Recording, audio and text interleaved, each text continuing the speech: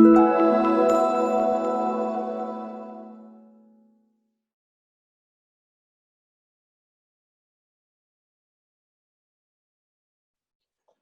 dia, amigos. Tudo bem? Prazer estar aqui com vocês. Bom dia, Cacá. Bom dia. Meu nome é Marcos Tille, sou sócio da Digo faz 4 anos e é um prazer estar remotamente aqui com vocês, enfrentando esses desafios tecnológicos. Cacá, se apresente, por favor. Bom dia a todos. Eu sou Carolina Moggi, sou consultora da Digo e estou muito feliz de estar aqui nessa manhã com vocês.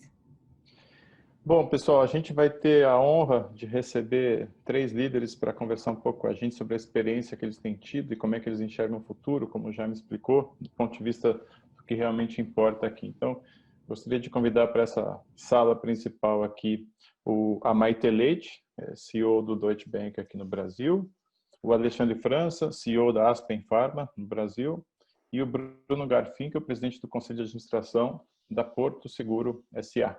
Bem-vindos, meus caros. Obrigada, Marcos. Bom dia a todos. Para a gente começar, eu vou pedir que cada um de vocês...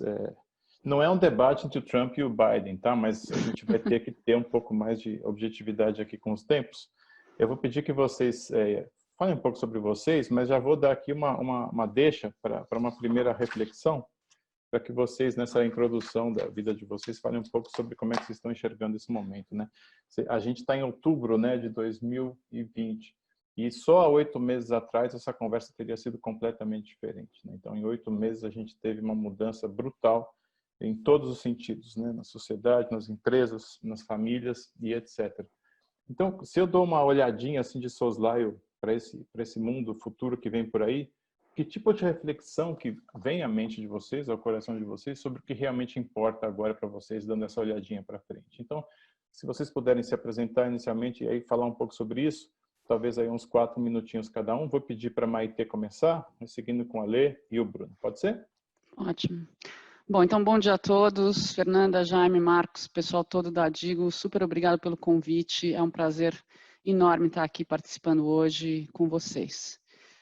Bruno, Alexandre, também muito feliz, a gente não se conhecia, estou muito satisfeito da gente estar dividindo esse painel, acho que a gente vai ter uma composição de perspectivas muito interessante. Vamos lá, deixa eu me apresentar rapidamente, eu sou a Maite, eu sou presidente do Deutsche Bank no Brasil, o Deutsche é o maior banco privado alemão, a gente está no Brasil há 110 anos, temos uma operação de banco de investimento comercial focada em clientes institucionais corporativos de grande porte.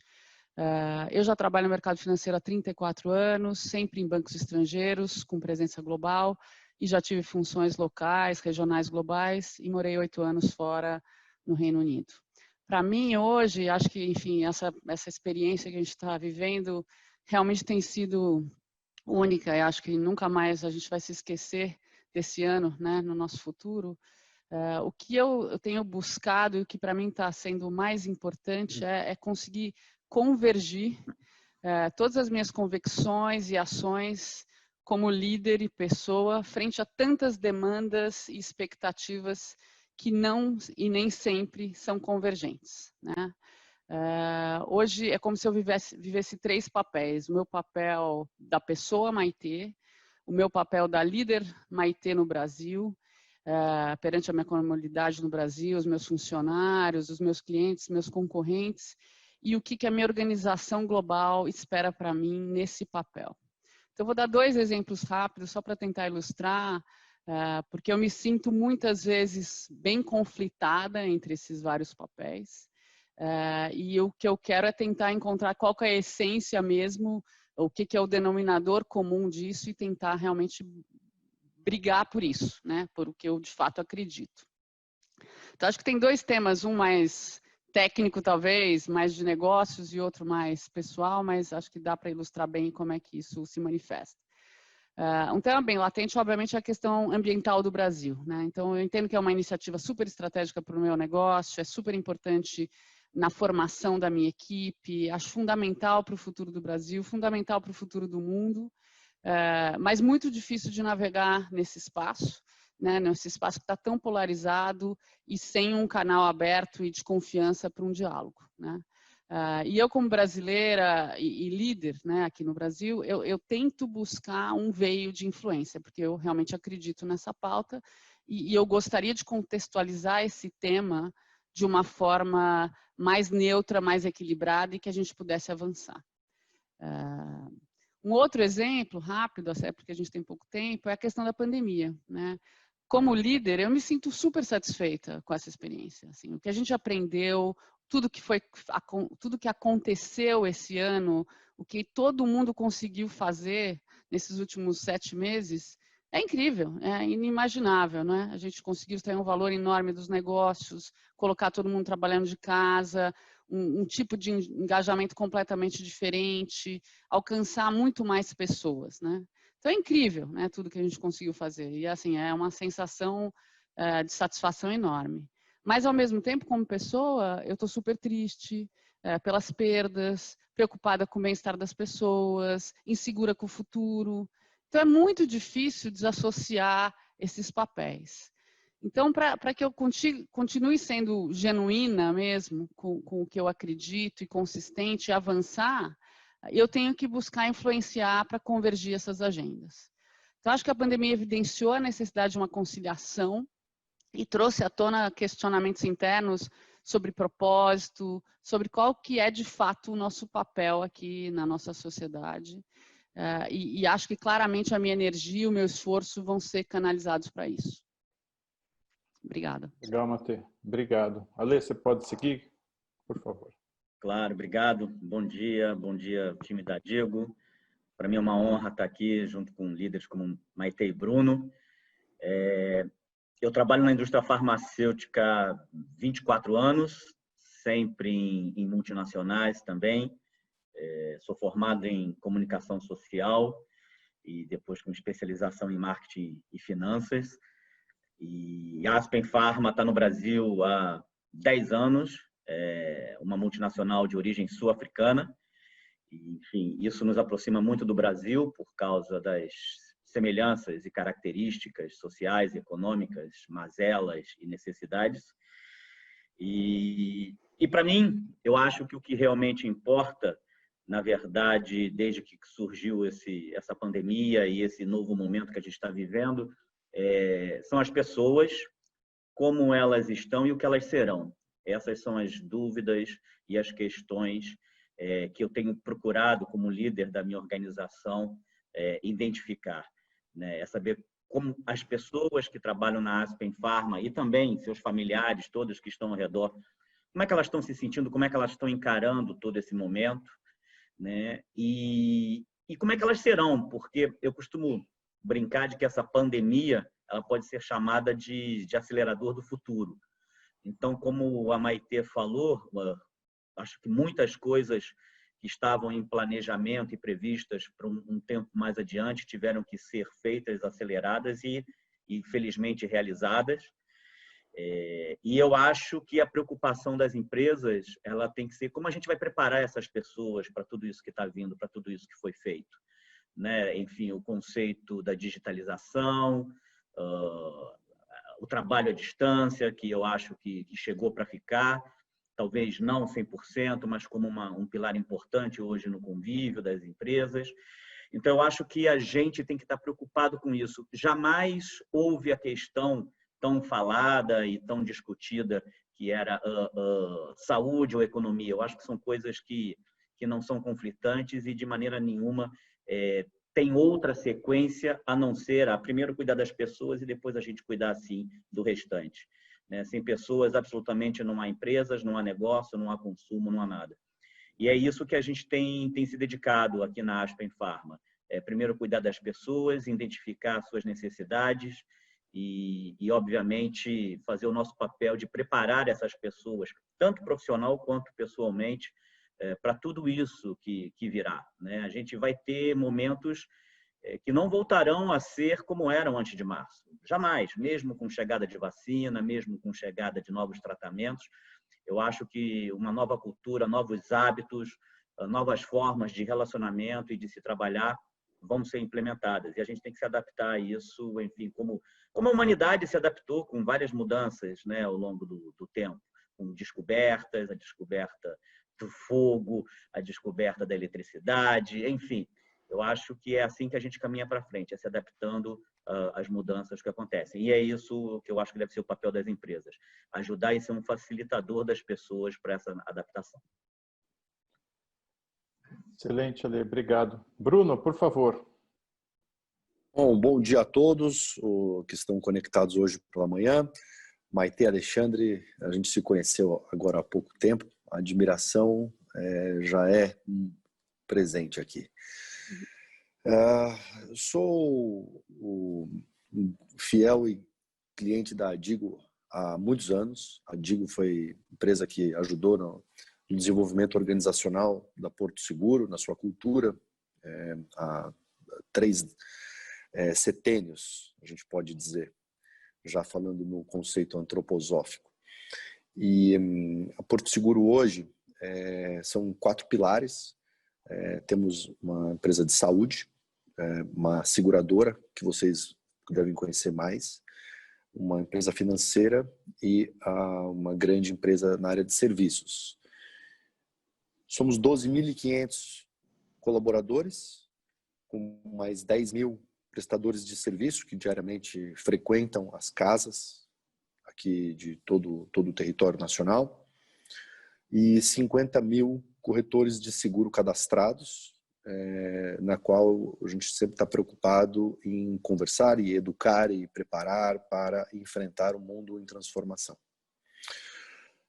Quando a gente fala, né, do que importa daqui para frente, eu tenho 2 perspectivas diferentes. Eu tenho uma perspectiva de líder à frente dessa organização e uma outra perspectiva como ser humano, como pai do Nicolas e do Zac, como filho e sucessor do Jaime, no caso da família, na organização. E eu tenho sentimentos diferentes para cada um desses chapéus que eu uso. Quando falamos na liderança, e no meu caso, eu não consigo dissociar o papel de líder do papel de sucessor na família, pois a Porto Seguro é um elemento que unificou todos os desejos e sonhos de uma família e que nos une em torno de propósitos comuns. Então, o papel desse líder que hoje está lá presente também tem uma responsabilidade de não deixar a peteca cair. E então eu tenho um privilégio de hoje de estar lá com a responsabilidade de gerir esse negócio, mas tenho um Jaime Garfinkel, que é um cara reconhecidamente calmo, com uma metodologia, até pelo setênio em que ele está, né, já completado os seus 70 anos, para estar sempre me aconselhando. E de forma muito intuitiva, sem nenhuma dor no coração, toda a ansiedade dos planos que nós tínhamos para esse ano de 2020, que seria o meu começo do mandato, aquela energia, aquela coisa de vontade de realizar e colocar coisas em práticas, teve que ser colocado de lado. E aí, quando o tema de hoje, né, o que realmente importa, nunca teve tanto valor. Por quê?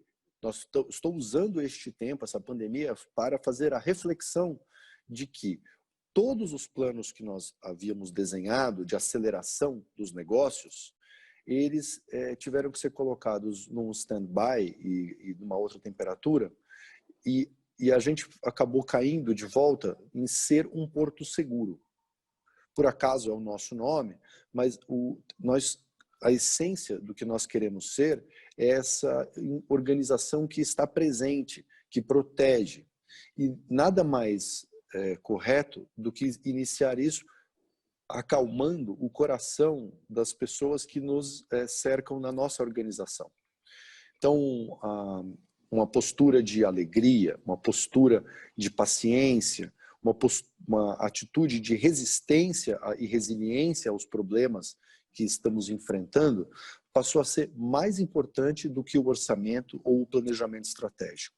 Então, neste momento, a reflexão do que podemos fazer de diferente pode ser a potencialidade futura. Então, é um momento muito interessante que nós estamos vivendo. Eu costumo dizer o seguinte, nós não estamos perdendo este ano. Nós estamos tendo uma experiência diferente. Uma experiência acumulativa que fará com que as decisões e o valor que daremos para outras questões do futuro será repensado. Então, é um ano que nós ganhamos uma nova experiência. Muito interessante, eu estou muito curioso para ver como nós vamos desenvolver isso no painel hoje. Então, essa seria a minha introdução. Muito obrigado, Bruno. Obrigado. Eu vou passar a bola aqui para a Cacá, que obviamente, a gente fez uma lição de casa e tem um monte de perguntas malignas guardadas para vocês. Vai lá, Cacá. Temos. Pessoal, muito interessante. Acho que destaco da fala de vocês essa questão dos diversos papéis, da dificuldade do líder de entender qual que é o seu papel dentro dessa diversidade, né? Achei interessante também a fala do Alexandre da pandemia como propulsor para o futuro. E aí, para instigar um pouco a nossa discussão, Maite, eu vou pedir para você ser nossa primeira respondente. A pergunta para vocês é a seguinte: no ponto de vista de vocês, a empresa tem um papel, de fato, que ultrapassa a esfera econômica? Se sim, qual que é a natureza desse papel, né? E para vocês, quem que deve impulsionar esse papel? São os acionistas, a alta liderança, os colaboradores e mais? Como que a gente olha para os clientes dentro dessa natureza? Obrigada, Carol. Não, com certeza tem, acho que isso já vem de bastante tempo, mas acho que nunca foi tão testado, né? Acho que a gente está vivendo um ano onde todo o discurso e tudo que está escrito nas melhores missões e statements institucionais agora não tem como fugir, né? E claramente eu vejo que todos têm um papel aí de exigir que isso aconteça, né? O líder, obviamente, tem que estimular e ser, idealmente, o propulsor, né, da aplicabilidade de tudo isso na prática, mas a provocação tem que vir de todos, né? E acho que e dos clientes, e dos funcionários, e da imprensa, e dos reguladores, dos nossos gestores fora do Brasil, enfim.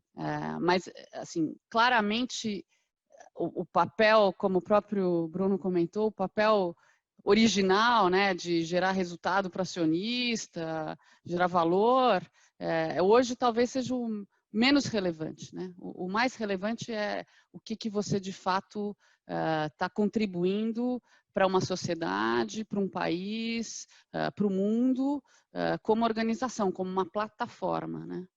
Todos nós temos plataformas, né? E claro que talvez coletivamente a gente consiga alcançar muito mais se a gente buscar uma sociedade melhor, um país melhor, uma representatividade melhor.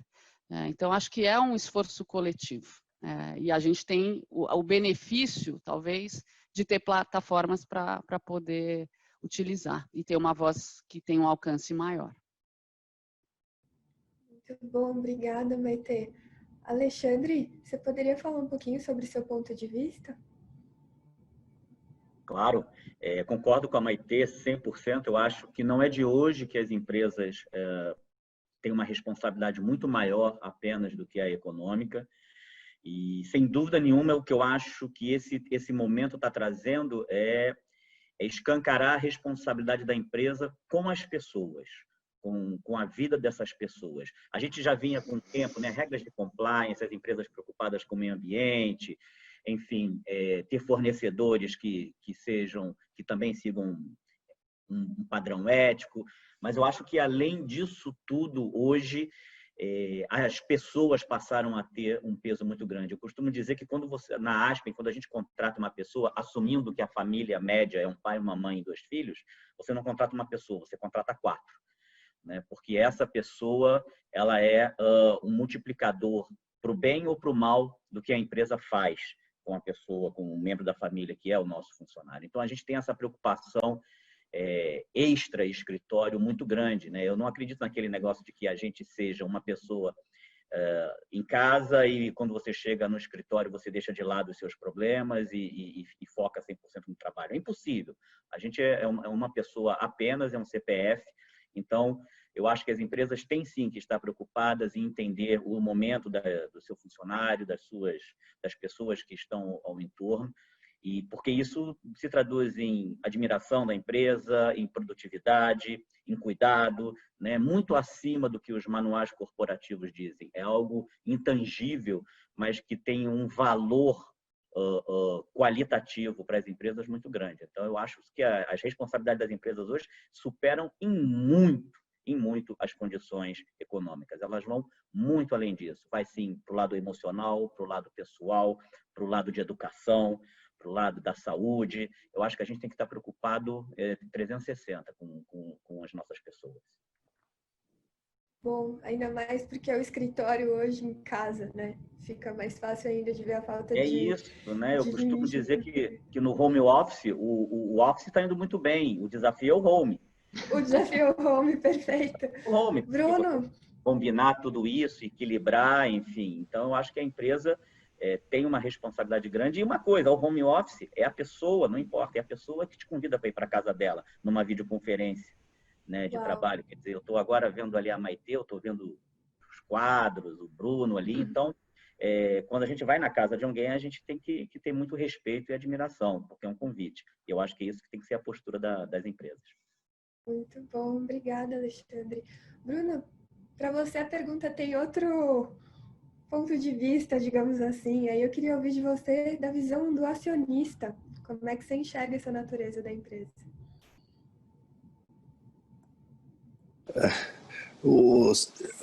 Eu posso falar um pouco de como o acionista e o gestor e tudo, para mim, não muda nada, porque quando a gente fala dos propósitos da empresa, no fundo, os propósitos da família. E quem pede, quem define as linhas macro que serão depois transferidas para a cultura da empresa são os seus fundadores e os seus principais acionistas. E no dia que a empresa começa a ter atitudes que não condiz com o que são os valores da família, a família tem que vender sua participação e fazer outra coisa, e achar um outro propósito. Tenho o privilégio de estar com um conglomerado onde nós, de fato, somos controladores e aí podemos impor muito mais das nossas crenças familiares no trabalho que é executado na empresa. E eu gostaria de dizer, né, citando alguns exemplos, que muito mais do que falar é fazer. No caso da Porto Seguro, uma empresa que, né, todo mundo sabe que faz muito seguro de automóvel e está se esforçando para colocar guinchos elétricos e prestadores com mobilidade urbana para não poluir o ambiente. Mas isso é o cosmético, até eu vou chamar. Mas poucas pessoas sabem que nós somos a única seguradora que montou uma recicladora de veículos para não vender sucatas e não contaminar ainda mais os rios e não atrapalhar um problema social que chega até atingir os indicadores de roubo, furto e latrocínio no estado de São Paulo. Então, quando alguém for comprar seguro da próxima vez, lembrem-se disso, porque vocês podem estar incentivando o crime quando vocês não estiverem comprando produtos da Porto Seguro. Fora isso, eu queria citar o seguinte: quando entra uma pandemia, o acionista ou o executivo ele pode estar preocupado com fechar o quarter, né, o trimestre, os resultados e tudo mais. Porto Seguro foi convidada pelo Daniel Dambima a entrar no Não Demita. Em 5 minutos estava fechado entre mim, presidente do conselho, e o nosso CEO, que nós não iríamos demitir nenhuma pessoa no período da pandemia, que durou mais ou menos os seus 4 meses. Depois, lógico, aí as coisas não podemos ficar assim para sempre, porque eu tenho que dar liberdade do gestor avaliar se as pessoas estão fazendo um bom ou mau trabalho. Então, isso a gente não poderia segurar pela eternidade. E gostaria de aproveitar para falar de algo que conecta o pensamento dos acionistas com o propósito de uma empresa, como é o caso da Porto Seguro. Quando nós observamos a catástrofe que foi, né, o coronavírus, os primeiros sintomas da crise era o quê? A falta de álcool gel nas farmácias, ou falta depois de máscara, depois dos respiradores. Agora, era óbvio que nós iríamos nos deparar com a falta de emprego, que aconteceria na sucessão dos eventos. E nós desenvolvemos algo que eu considero uma tecnologia social. Nós desenvolvemos um programa chamado Meu Porto Seguro, onde nós abrimos 10.000 vagas de trabalho temporário, onde abrimos treinamento online para contratar essas 10.000 pessoas, capacitando elas em diversas técnicas de venda, marketing, persuasão, e estamos preparando-as para vender lá seus 6 produtos da Porto Seguro que não competem com o nosso canal tradicional, que é o corretor de seguro. O que isso significa, né? Significa que, na hora do vamos ver, o acionista topou tirar 10% do lucro, que também não podia ser mais do que isso, tem que negociar isso em conselho, mas foi lá e pôs a cara a tapa e falou, olha, eu quero tirar 10% do lucro, porque nós temos que investir no ambiente econômico do Brasil para que no futuro a gente tenha um Brasil para atuar, para que a gente possa, o quanto antes, estar de volta nos nossos 2 pés e operando nossa operação. O programa foi um sucesso. Infelizmente, a gente não tem mais do que as 10.000 vagas, porque é uma fortuna que a gente está pondo nesse programa, mas só para dar uma ordem de grandeza, da relevância do tema, nós tivemos 700.000 inscritos em 30 dias. Esse é o tamanho do problema que nós estamos hoje vivendo no Brasil. Então, eu acho que assim, falamos muito, todo mundo tem o seu ponto de vista da importância dos temas ASG, né, ambiental, social, governança. Eu tenho uma proposta mais simplificada, que é o que a gente pode fazer amanhã para atuar em ASG, ambiental, social e governança. Então, não existe diferença entre o que o acionista pensa e o que a empresa executa. Por trás de cada marca que a gente vê por aí, existem acionistas. A gente tem que procurar empresas que a gente se identifica com as pessoas e os que elas propõem no dia a dia de execução. Esse é como eu penso como acionista, aí respondendo a você, tá, Carolina? Carol, posso só complementar esse comentário do Bruno, que para mim é super interessante, principalmente para nós brasileiros, né? O quanto que realmente o papel da sociedade civil e do setor privado tem que ser além, né? A nossa sociedade exige uma atuação muito mais expandida, dada todas as mazelas e as dificuldades que a gente tem do setor público, né? Então, acho que no nosso contexto brasileiro, a gente vai ter que buscar cada vez mais essas atuações expandidas em aspectos não naturalmente de responsabilidade primária do setor privado ou da sociedade civil, exatamente como o Bruno exemplificou, né? Enfim, geração de empregos deveria ser, obviamente, um objetivo do Estado, né? Da federação. Mas nós vamos ter que compensar. Então, acho que isso foi também uma lição óbvia, que acho que os brasileiros sempre tiveram uma postura muito, talvez, egoísta, e vou resolver o meu problema, e agora ficou claro que os problemas vão ter que ser resolvidos muito mais coletivamente. E a gente vai ter que atuar em educação, em saúde, em ambiental, na geração de empregos, e com isso conseguir pressionar uma atuação mais clara, tanto da sociedade, quanto dos nossos colegas privados, quanto do governo. Então, esse papel hoje é muito maior. Perfeito. É também uma visão muito mais orgânica entre como nós atuamos em sociedade, o que significa estar em sociedade, o que significa uma empresa ser um organismo social. Muito bom. Obrigada, Maitê, Bruno, Alexandre. Volto para o Tilly agora, então.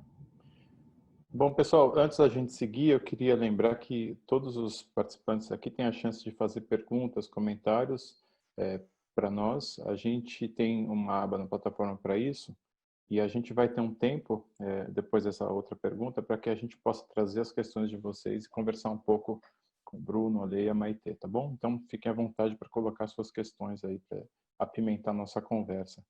Eu vou seguir aqui com um assunto talvez um pouco mais delicado, que talvez tenha vindo à nossa mente por conta do trabalho remoto que vocês citaram, né? Então, as empresas estão todas pensando, puxa, como é que eu faço a transição de volta? O que significa estar de volta? Existe a possibilidade de um trabalho remoto permanente, ou pelo menos híbrido? Como é que eu faço? E no meio dessa volta, vários clientes nossos têm lidado com dilemas, né? Aí eu vou abrir opção para o funcionário voltar? De quem é a responsabilidade quando eu faço a pessoa vir trabalhar no escritório, caso aconteça alguma coisa?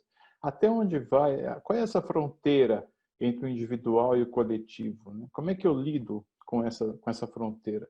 E essa discussão que tem a ver com o trabalho remoto especificamente, ela abre uma pequena caixa de Pandora em que as pessoas começam a perceber que individualmente elas podem de fato ter mais autonomia, tanto sobre as suas questões pessoais na relação com o trabalho, mas também no dia a dia do trabalho. Então, como é que a gente pode lidar com a autonomia numa gestão? Como é que eu posso ser coerente numa organização para tratar desses temas em que eu estou o tempo todo lidando com o paradoxo do individual e do coletivo, da responsabilidade com a liberdade? Como é que a gente pode construir uma cultura que dê conta disso? Que é um super desafio da nossa época, né? Então, eu queria que vocês jogassem umas tintas sobre isso. Claro que a gente não tem uma resposta, mas como é que a gente pode construir uma cultura organizacional que dê conta desse paradoxo da responsabilidade com a igualdade do individual e do coletivo? Ale, como você... Nessa pergunta eu acho que não tem uma resposta feita padrão, não. Eu acho que depende de uma série de fatores, depende de características das empresas, depende de como ela entende os funcionários. O exemplo que eu posso dar da Aspen Pharma é: a gente se questionou muito nesses meses de pandemia, desde março, como seria o retorno, como ele se daria, que medidas tomar, como deixar as pessoas à vontade. E eu acho que o primeiro passo foi dar voz aos funcionários, né? A gente inicialmente fez uma pesquisa querendo entender como é que eles estavam em casa e quão dispostos eles estavam a voltar, se sentiam confortáveis ou não. Em paralelo, entender também todo o ambiente, né? Quer dizer, não adianta nada a gente preparar o escritório, fazer uma série de medidas de proteção sanitária, se eu tenho uma parte de funcionários que pega transporte público, trem, ônibus, metrô, e obviamente, esse setor não está tão cuidado, enfim, não existe uma fiscalização, né? No Rio de Janeiro, onde é a sede da Aspen, a gente claramente vê os ônibus lotados, pessoas sem máscaras. Então, o desafio é como fazer isso. Quer dizer, eu vou criar uma ilha de proteção somente no escritório e antes e depois do trabalho, como é que faz? Então, a gente, de um modo geral, a gente está adotando o home office como uma ferramenta alternativa e que, na minha opinião, vai ser, sim, uma alternativa permanente, ou seja, jamais é muito forte, mas pelo menos nos próximos anos, eu acho muito difícil que a gente tenha todos os funcionários ao mesmo tempo reunidos no escritório, né, já que uma das regras básicas dessa doença é evitar aglomeração. Então, a gente vai ter que repensar, desenhar o escritório, a estrutura e mudar principalmente o mindset das pessoas. E quando eu falo pessoas, não os funcionários, mas eu estou falando dos líderes, porque eles precisam entender que não mais vai ter a sua equipe 100% ali à disposição, no olho no olho. A gente vai ter que saber manejar tudo isso de uma maneira completamente equilibrada. Então, eu acho que é um mix, Marco, entre o olhar coletivo, o respeito individual e seguir as regras básicas das autoridades sanitárias.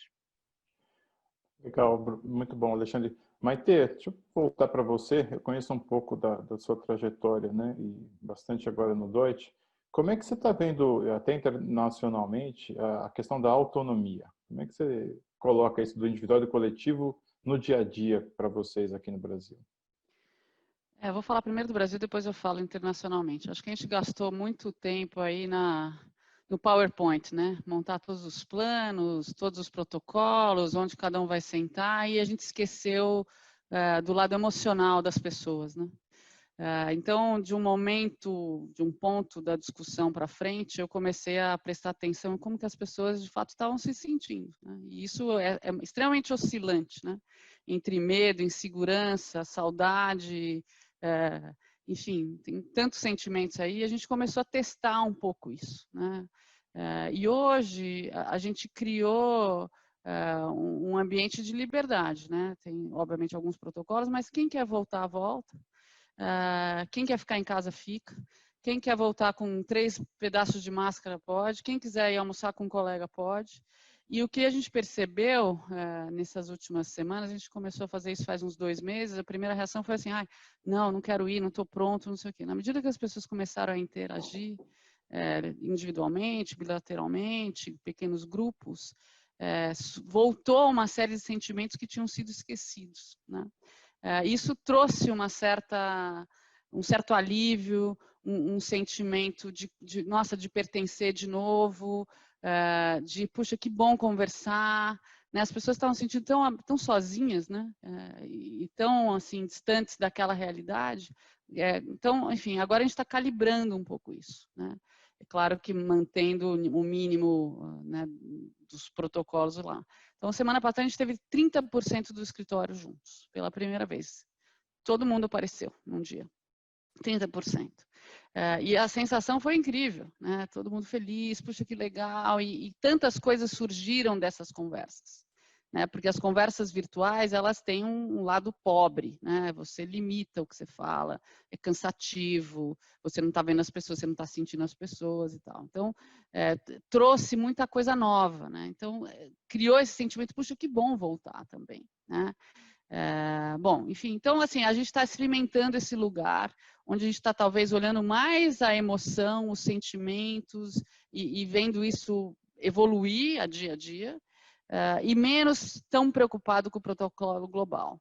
Lá fora é super interessante, porque cada cultura, o banco obviamente estabelece regras, padrões globais e protocolos e playbooks e, enfim, milhões de coisas, que é extremamente, talvez, desumano, porque não tem o elemento da pessoa. Cadê a pessoa nisso daqui tudo, né?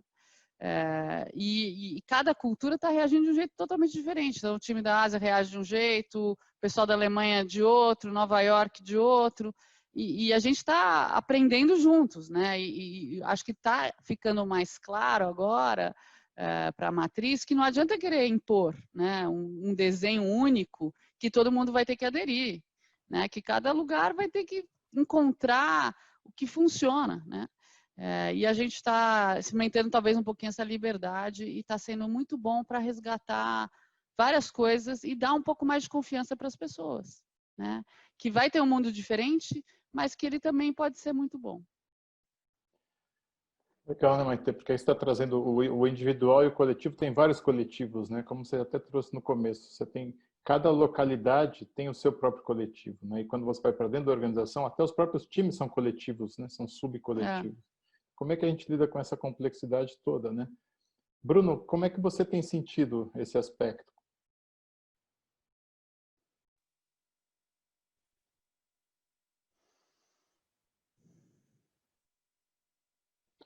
Tá no mudo, Bruno.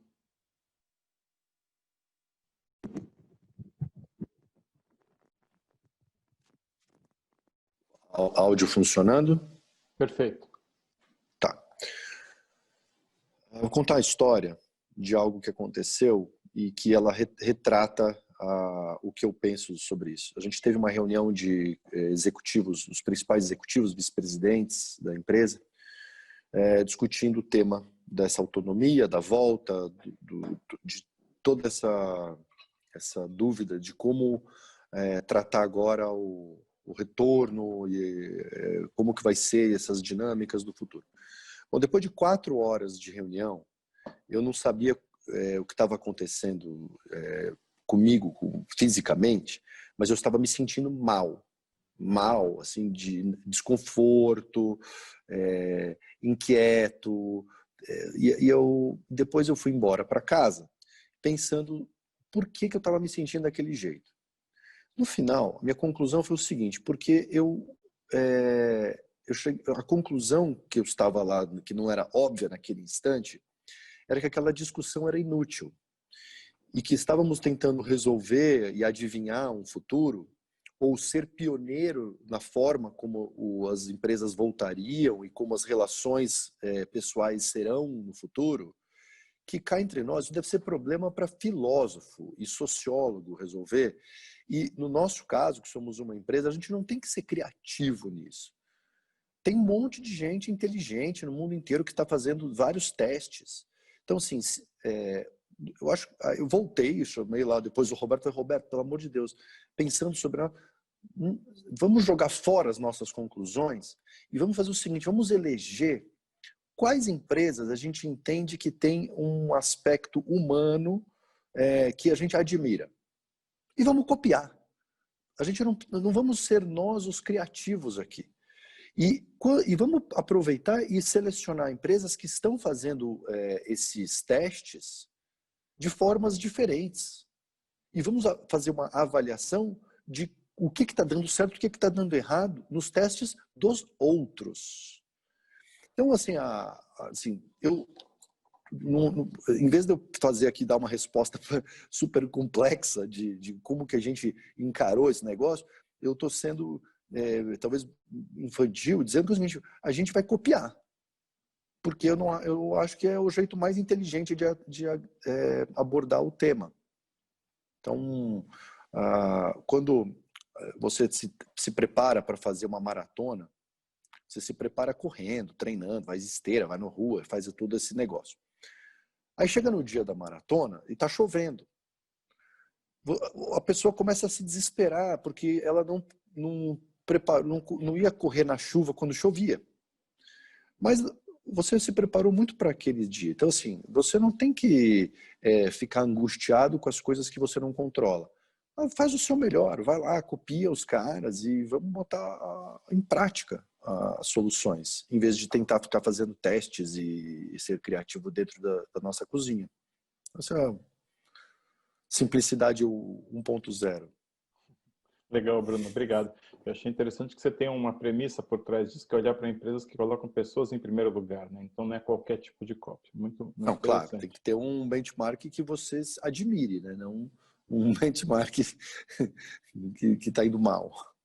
Perfeito. Fechando esse ciclo aqui, eu só queria lembrar o pessoal todo que a gente está avançando até umas 10h10 por conta do pequeno atraso no início, tá bom? A gente vai adiantar um pouco mais para frente. Cacá, vamos para o nosso fecho? Vamos para o nosso encerramento. E aí, gente, queria ouvir de vocês, como pessoas agora, como Maitê, Alexandre e Bruno, o que vocês têm feito para se fortalecerem psicologicamente nesse período? E junto a isso, o que de melhor pode acontecer no futuro, pensando que essa é a maior crise que a gente vive nesse século aí? Então, para começar, queria chamar você, Bruno.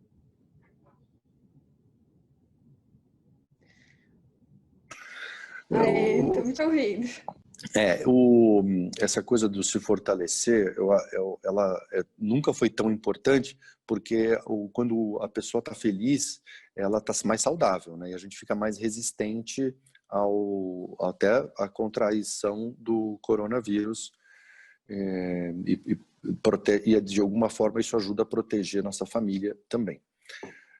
Eu acho que o pensamento positivo, ser otimista, não precisa fechar os olhos para as realidades que estão acontecendo, mas é esse pensamento de aproveitar tudo que está acontecendo e tentar tirar algo de bom. Eu acho que é quase um exercício de meditação, mas que não precisa fazer o sentar e ficar de olho fechado. Você só coloca isso em todas as coisas que você faz. Vai se exercitar, vai fazer oxigenar o corpo, para que as ideias possam fluir. A gente está muito tempo em casa e é lógico que é mais desafiador, ainda mais quem está em ambientes mais restritos. Mas o que você pode buscar de amplitude na tua vida, busque. Se você não vai ter nem como sair, às vezes tem gente que está com corona, está trancado no quarto por 15 dias na sua quarentena, como que você vai utilizar este tempo? Você vai ficar nas redes sociais procurando e dando like nas fotos dos amigos? Ou você vai entrar num site de uma universidade e tentar aprender algo e se preparar para o mundo que vai vir na sequência? Então, eu acho que assim, buscar otimismo e abertura para que os momentos que vão depois voltar ao normal, você vai ter um ferramental melhor para encarar a vida e não só o pós-pandemia. Isso aí tudo é passageiro. A gente sabe que crises vêm e vão. E como todas, esta também vai passar. O que importa é como você vai sair dela depois. Então, otimismo sempre. Obrigada, Maitê. Você pode dizer um pouquinho de como você tem lidado com isso? E o Eu que tenho você espera de buscado... melhor? Obrigada, Carol. Para mim, eu estou buscando resgatar o lúdico, o afetivo e o espiritual, assim, né? Então, tudo que eu tento fazer fora todos os Zooms e calls e e-mails e etc., é caminhar num ambiente amplo, né? Como o Bruno falou, me sentir pequena dentro desse universo, sentir o sol, sentir o vento, observar coisas que estão aqui, as folhas, o céu, as nuvens, tentar realmente olhar para o maior, para o mais amplo. Um processo interno, né, de busca espiritual e realmente estreitar mais as relações afetivas. Eu vou dar um exemplo rápido aqui. Eu tive o privilégio de ter minha mãe, que tem 90 anos, eu sou a filha mais nova, são 6, por 2 meses comigo na minha casa. Depois de 30 anos que eu sou casada, que eu moro fora, né, da casa dela, ela ficou comigo por 2 meses, 24 horas por 7, e eu tive a chance de resgatar essa relação, ou de aprofundar essa relação com a minha mãe aos 90 anos. Quando que isso ia poder ter acontecido comigo em qualquer outro contexto? Jamais, né? E assim, quantos anos a mais eu vou ter de convivência da minha mãe? Então, assim, o lado afetivo com meu marido, com os meus sobrinhos, tios, primos, irmãos, minha mãe, tudo isso eu estou buscando aprofundar, e essas 3 coisas são que estão me sustentando para conseguir avançar na agenda, talvez mais, do dia a dia aí de trabalho. Com relação ao futuro, eu também sou muito otimista. Eu acho que essa pandemia vai ser um processo de reflexão universal e que espero que o mundo encontre o seu essencial e que a gente vá ter realmente um ambiente muito melhor para o futuro. Então, eu também estou no campo do otimismo. Obrigada, Maitê. Alexandre? Eu acho que Bruno e Maitê resumiram bastante e eu sou completamente alinhado com o pensamento deles. Eu acho que tem que ser otimista, eu não tenho dúvida disso. Eu acho que essa pandemia ela vai trazer, no final do dia, uma melhoria muito grande para todos nós, como pessoas, como sociedade. Eu acho que é muito difícil que a gente volte aos hábitos e a vida que a gente tinha antes dela, mas isso não significa que é ruim, né? Eu acho que a gente tem que aprender durante esse período, cuidar do corpo, cuidar da mente, aproveitar. Eu tenho uma profissão, enfim, que eu passo muito tempo viajando e às vezes eu chego em casa só para dormir, já saio cedo no outro dia. Então, passar a aproveitar a casa da gente, os pequenos prazeres, enfim, olhar. Eu descobri coisas na minha casa, enfim, de decoração que eu nem lembrava que eu tinha feito, né? E falava assim, caramba, quem botou essa flor aqui? Tinha sido eu, obviamente, né? Mas eu nunca tinha olhado aquela flor depois que eu tinha colocado. Então, eu acho que é isso que a gente tem que se preparar para estar bem e aí sim poder multiplicar esse pensamento positivo para as pessoas próximas, para os funcionários, para parentes, para a família. E também, como o Bruno falou, vai passar, vai ser um momento novo, mas eu não tenho a menor sombra de dúvida de que estaremos muito melhores depois disso tudo. Muito obrigada, Alexandre. Vocês me lembraram de uma frase que eu ouvia enquanto eu estudava teatro, que memória é afeto. Então, eu acredito que quanto mais a gente colecionar esses momentos bons, por mais difícil que seja essa situação que estamos vivendo, melhor será esse nosso amanhã. Então, em nome da Digo, quero agradecer profundamente a presença de vocês aqui. Obrigada, Maitê, Ale, Bruno e Marcos, obrigada pela parceria. E então agora entramos no nosso intervalo, voltamos em 10 minutos, pessoal. Muito obrigada.